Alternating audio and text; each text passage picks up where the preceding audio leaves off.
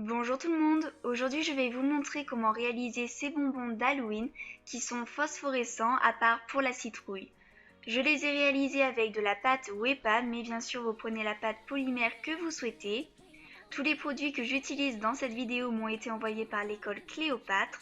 Vous retrouverez tous les produits sur le site La Place des Loisirs et avec le code promo CREALEA63, donc tout est écrit en majuscule, vous bénéficierez de 10% de réduction. Le lien de la boutique est écrit dans la description. D'ailleurs, je vous montre dans une vidéo unboxing tous les produits que j'ai reçus. Donc si ça vous intéresse, je vous mets aussi le lien dans la description et en haut à droite de la vidéo. Et donc c'est parti pour le tutoriel. Tout d'abord, on prend de la pâte Webpan phosphorescente. Il existe également de la pâte Fimo phosphorescente pour ceux qui seraient intéressés. On forme un boudin et on aplatit bien les extrémités. On coupe plusieurs morceaux et ensuite on va un petit peu aplatir les bords, les extrémités pour les arrondir. On peut également rouler la pâte pour vraiment donner la forme du chamallow. Pour ma part, j'en ai fait 5. Après, on prend plein de petits morceaux de pâte phosphorescente, on forme des boules et on les aplatit. On peut en faire de tailles différentes. On prend ensuite de la pâte noire. On coupe des petits morceaux que l'on place au centre des boules aplaties phosphorescentes pour former la pupille de chaque œil.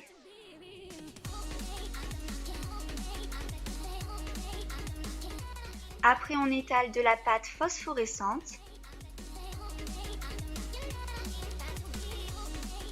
et on coupe plusieurs triangles de tailles différentes pour former les dents des chamallows d'Halloween.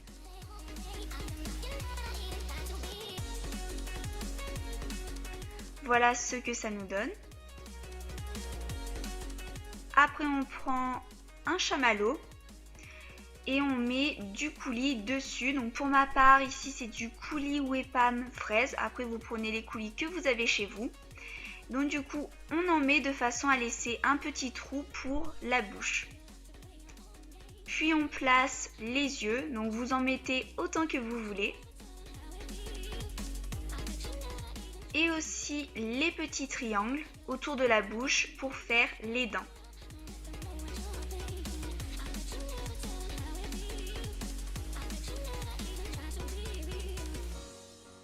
Pour obtenir les couleurs que l'on souhaite, on peut aussi faire des mélanges de coulis.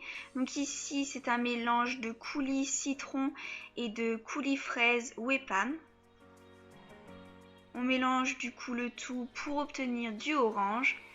Et on fait comme avec le chamallow précédent, c'est-à-dire on met du coulis sur le chamallow tout en laissant un petit trou pour la bouche. Et ensuite, on placera les yeux et les dents. Donc voilà ce que ça nous donne. Bien sûr, vous les décorez vraiment comme vous voulez. On a maintenant fini avec les chamallows.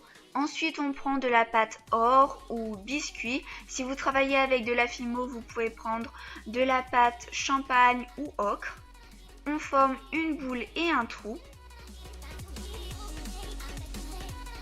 On place un bâtonnet de sucette et on le colle bien avec la pâte. Si vous utilisez de la pâte polymère qui doit passer au four, il faudra enlever le bâtonnet le temps de la cuisson puisqu'il ne passe pas au four.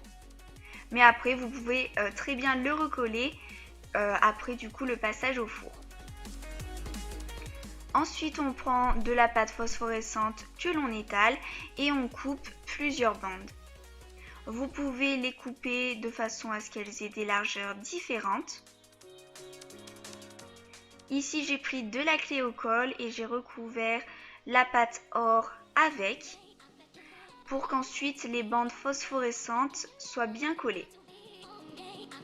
Donc, on les place de façon vraiment aléatoire et irrégulière. On en met un peu partout. Voilà ce que ça nous donne. On met de la clé au col aux endroits où l'on mettra les yeux Et on colle du coup donc une boule pour chaque œil de pâte noire.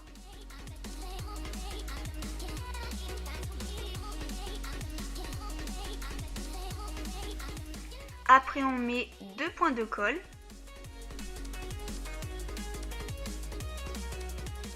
Et dessus on ajoute en fait à chaque fois une boule de pâte phosphorescente. Il y en aura une plus grosse que l'autre pour chaque œil. Donc voilà ce que ça nous donne. Après on met de la clé au col à l'endroit où l'on placera la bouche. Et pour ce faire, on fait tout simplement un boudin noir que l'on place et on le recourbe de façon à former un arc de cercle. Et donc pour qu'on ait l'impression que la sucette sourit. On fait un mélange de fuchsia et de pâte blanche. On forme 2 petites boules. On met de la colle aux endroits où l'on placera nos boules roses. Et donc après, on met la pâte rose pour faire les pommettes. Donc voilà pour cette sucette. Après, pour la sucette fantôme, on prend encore de la pâte phosphorescente. On lui donne un peu une forme de cône que l'on aplatit. Et après, on va un peu pincer la pâte de chaque côté pour former des bras.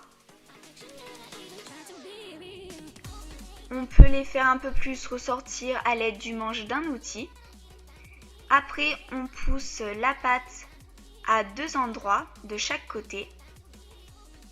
On fait un boudin que l'on aplatit bien. On coupe plusieurs morceaux. Le premier que l'on place, on le met entre le bras et le premier trait. Et donc, on lisse la pâte pour que l'on ne voit pas que l'on a ajouté un morceau de pâte phosphorescente. On fait la même chose juste en dessous. Et donc tout ce que l'on fait de ce côté, on le fera également de l'autre. On peut s'aider d'une lame pour donner la forme que l'on souhaite au fantôme. Et on ajoute un 3e morceau de pâte.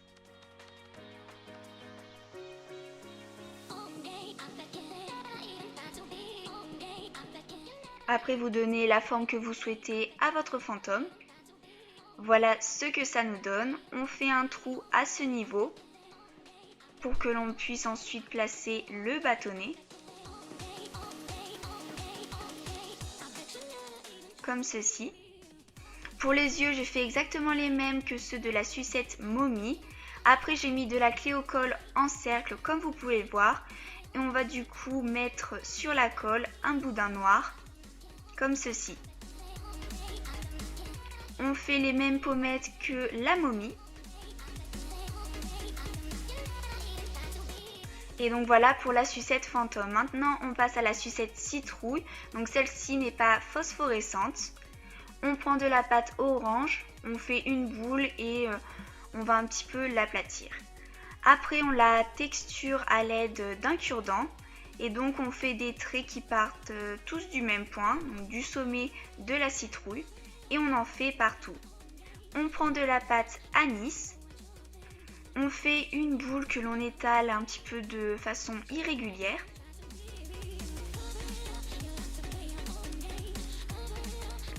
Et donc on place la pâte au sommet de notre boule orange. On forme un creux, puis on prend un morceau en fait d'un boudin anis, on met un point de colle si nécessaire et on place le morceau du boudin. Après on va former 3 triangles avec de la pâte noire, donc 2 un petit peu plus grands pour les yeux et le plus petit ce sera pour le nez. Après pour les yeux, j'ai fait la même chose qu'avec ceux de la momie, à part que pour la pâte blanche, ce n'est pas de la phosphorescente, c'est juste de la pâte normale. Pour le sourire et les pommettes, c'est exactement la même chose. Et pour le nez, c'est juste un triangle. Et donc voilà pour cette sucette. C'est tout pour ce tutoriel, j'espère vraiment qu'il vous aura plu. N'hésitez pas à me dire en commentaire quelle création vous préférez et je vous dis à bientôt pour de nouvelles vidéos.